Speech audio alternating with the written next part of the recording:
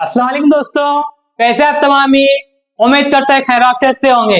तो चलिए हमने स्टार्ट किया है सेट। ओके, तो आज की इस वीडियो में इंशाल्लाह हम देखेंगे कि सेट की अक़साम कितनी होती है, जिसे आप इंग्लिश में टाइप्स ऑफ सेट कहते हैं। ठीक है, तो टाइप्स ऑफ सेट, सेट की अक़साम में सबसे पहली किस्म हम देखते हैं यक रुकनी सेट। ओके, सेट क्या होता है यह हम आपको समझा चुके हैं। अब हम देखेंगे कि सेट की अक़साम कितनी होती है। तो पहले आपकी टाइप है, पहले आपकी किस्म है यक रुकनी सेट। ओके, आप इसे इंग्लिश में सिंगलटन सेट कहते हैं। ठीक है, क्या कहते हैं? Singleton set. ओके, अब देखिए आपको नाम से ही समझ में आ रहा होगा कि असल में ये टॉपिक क्या है। इट मींस ये टाइप किस तरह की है। यक, यक क्या होता है? यानी एक। ठीक है, यक यानी एक, रुकनी यानी रुकन। ओके, और ये सेट, ठीक है, इसका मतलब क्या है कि एक रुकन वाला सेट। ओके, ये आपको समझने के लिए आसान ट्रिक है। ठीक है, ये क्या लिखा हुआ है? यक रुकनी सेट। ओके, तो यक के मानी क्या होंगे? यक यानी एक, ओके, रुकनी यानी रुकन, और सेट आपका सेट। इसका मतलब क्या है? एक रुकन वाला सेट। ओके, देखिए तारीफ आपको दी हुई है। तारीफ क्या है इसकी? जिस सेट में एक और सिर्फ एक रुकन होता है, ऐसे सेट को यक रुकनी सेट कहते हैं। ओके, यक रुकनी सेट किसे कहते हैं? ऐसा सेट जिसमें सिर्फ और सिर्फ एक ही रुकन होता है, ऐसे सेट को आप यक रुकनी सेट कहते हैं। ओके, ऐसा सेट जिसमें सिर्फ एक रुकन होगा उसे आप यक रुकनी सेट कहते हैं। देखिए यहाँ पे आपको कुछ मिसाल इसकी दी हुई है। एक मिसाल आपको दी हुई है। मिसाल क्या है? सेट ए। ठीक है, सेट ए ये जुफ्त मुफरद आदात का सेट है। ओके, अब देखिए जुफ्त मुफरद अदद क्या होता है? तो देखिए ये सिर्फ एक ही होता है और वो दो होता है, जिसे आप इंग्लिश में इवन प्राइम नंबर कहते हैं। ठीक है, क्या कहते हैं आप इसे इंग्लिश में? इंग्लिश में आप जुफ्त मुफरद आदात को इवन प्राइम नंबर कहते हैं, और वो सिर्फ अकेला दो होता है। ओके, जुफ्त एक दो ऐसा एक जुफ्त आदात है जो मुफरद भी है। ओके, तो देखिए इसमें आपको सिर्फ एक ही रुकन दिखाई दे रहा होगा, तो ये क्या होगा आपका? यह आपका यक रुकनी सेट होगा। ठीक है, यह आपका यक रुकनी सेट होगा। तो ये होता है आपका यक रुकनी सेट जिसमें सिर्फ और सिर्फ एक ही रुकन होता है। ओके, अब देखिए दूसरी किस्म आपको दी हुई है। क्या नाम है इसका? खाली सेट। ओके, इंग्लिश में आप क्या कहते हैं इसे? इंग्लिश में आप कहते हैं नल सेट या फिर एम्प्टी सेट। ओके, क्या कहते हैं आप इसे? नल सेट या फिर एम्प्टी सेट। ठीक है, अब देखिए आप नाम से यहाँ पे समझ रहे होंगे खाली सेट। इसका मतलब ये होता है कि सेट में एक भी एलिमेंट नहीं होगा, वो मुकम्मल तरीके से खाली होगा, एम्प्टी होगा। ओके, देखिए तारीफ आपको दी हुई है। तारीफ क्या है? जिस सेट में दी हुई खुसूसियत का एक भी रुकन नहीं होता, उस सेट को खाली सेट कहते हैं। ओके, इस सेट को इस तरह से यानी मेहराबी कोष से, जिसके अंदर कोई भी एलिमेंट, कोई भी रुकन ना हो, या फिर फाय, ये निशानी का की है, ये निशानी आपकी फाय की है, फाय अलामत से जाहिर करते हैं। ओके, तो खाली सेट क्या होता है कि आपके सेट में जो खुसूसियत आपको सेट की दी हुई है, वो खुसूसियत का एक भी सेट नहीं होगा, यानी कि वो सेट खाली होगा। आप उसे क्या कहते हैं? आप उसे खाली सेट कहते हैं। ओके, अब देखिए बहुत सारे बच्चों को एक कंफ्यूजन होता है। वो क्या होता है कि हमने यहाँ पे खाली सेट की बात की, अगर आपके सेट में जीरो आ जाए, अब जीरो की कोई कीमत नहीं होती है, तो ये खाली सेट होगा या नहीं होगा? तो ये खाली सेट नहीं होगा। ओके, ये खाली सेट नहीं होगा, क्योंकि जीरो भी आपका एक रुकन है। ओके, जीरो भी आपका एक रुकन है सेट के मुताबिक। ओके, तो अगर आपको किसी सेट में सिर्फ जीरो दिखाई दे, तो वो आपका खाली सेट नहीं होगा, वो आपका यक रुकनी सेट होगा। ठीक है, तो जीरो वाला आपका खाली सेट नहीं होता है। खाली सेट के लिए कंडीशन क्या है कि वो मुकम्मल तरीके से खाली होना, यानी सेट की जो खुसूसियत आपको दी हुई है वो खुसूसियत वाला एक भी रुकन नहीं होना, इट मीन्स वो एम्प्टी होना, नल होना। ओके, ये होता है आपका खाली सेट। अब देखिए इसके आपको हम एक मिसाल देते हैं, मिसाल आपको दी हुई है। मिसाल क्या है, एक्स। ओके, ये आपका सेट है, ठीक है, सॉरी बी आपका ये सेट का नाम है। अब यहाँ पे आपको दिया हुआ है ये आपका इबारती तरीके वाला फॉर्म है, ठीक है, इबारती तरीका है। इसमें आपको सेट की खुसूसियत क्या दी हुई है, एक्स, ठीक है, ये 2 और 3 के दरमियान तबई अदद है। ओके, मालूमात क्या है, सेट की खुसूसियत क्या है कि 2 और 3 के दरमियान तबई अदद है। ओके, अब देखिए 2 आपके तबई अदद क्या होते हैं, गिनती के अदद 1 से लेके तो लामहदूद तक, वो होते हैं आपके 1 2 3 4 5 और ये लामहदूद तक जाएंगे। ओके, अब यहाँ पे आपको कंडीशन क्या है, खुसूसियत क्या है कि 2 और 3 के दरमियान, तो देखिए ये 2 और ये 3, यानी तबई आदात में 2 और 3 के दरमियान कोई भी तबई आदात नहीं आता है। ओके, 2 और 3 के दरमियान कोई भी तबई आदात नहीं आता है। इसका मतलब ये है कि ये खुसूसियात की बिना पर ये सेट आपका खाली सेट है, ये सेट में कोई भी रुकन मौजूद नहीं है। ओके, आप इसे इस तरह से या फिर फाय से जाहिर करते हैं, ठीक है। अब आगे देखिए, आगे आपको अगली किस्म दी हुई है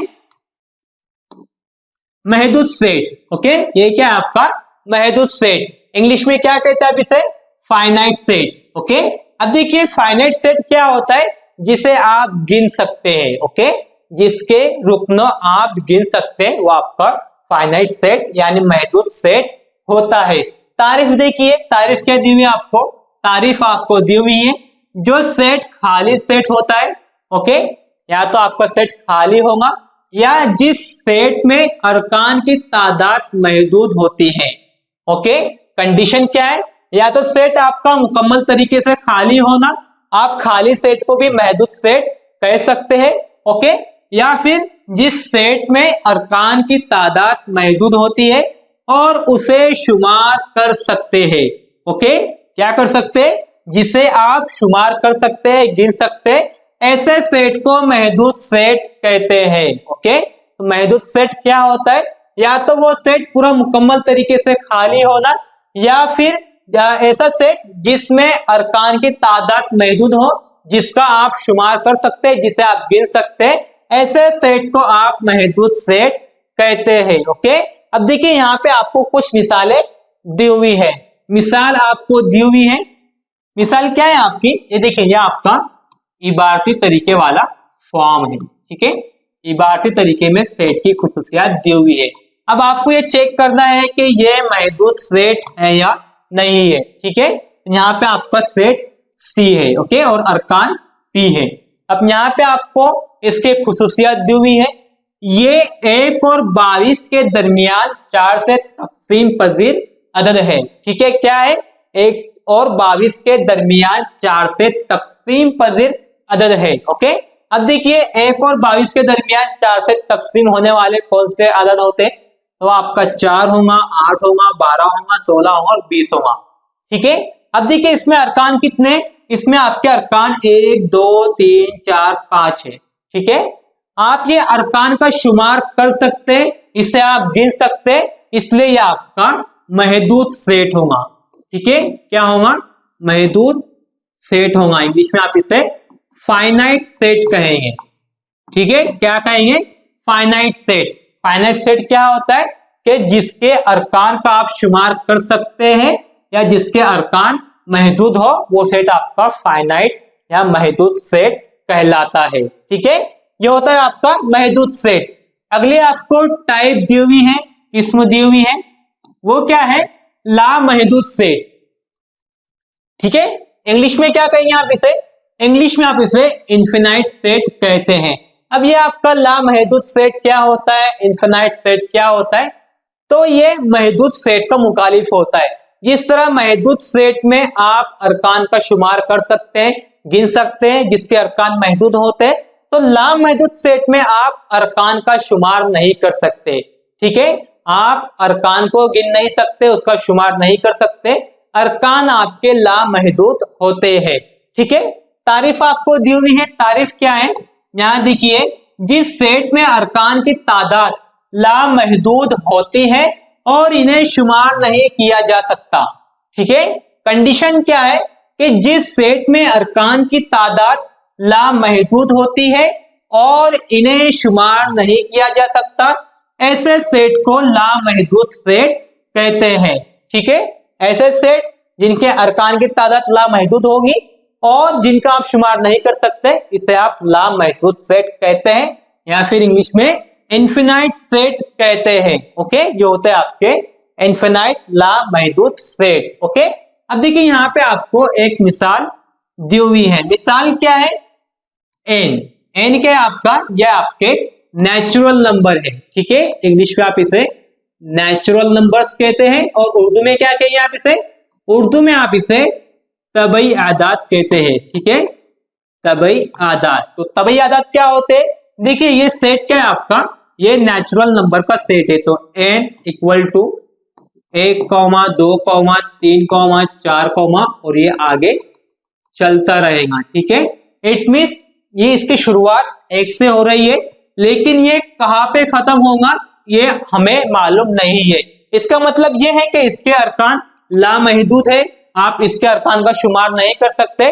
तो ये सेट आपका लामहदूद सेट है, इनफिनाइट सेट है। ओके, तो ये आपका इनफिनाइट सेट की मिसाल है और इनफिनाइट सेट इसे कहते हैं। ठीक है, अब देखिए अगली आपकी टाइप है, इसमें है मसावी सेट।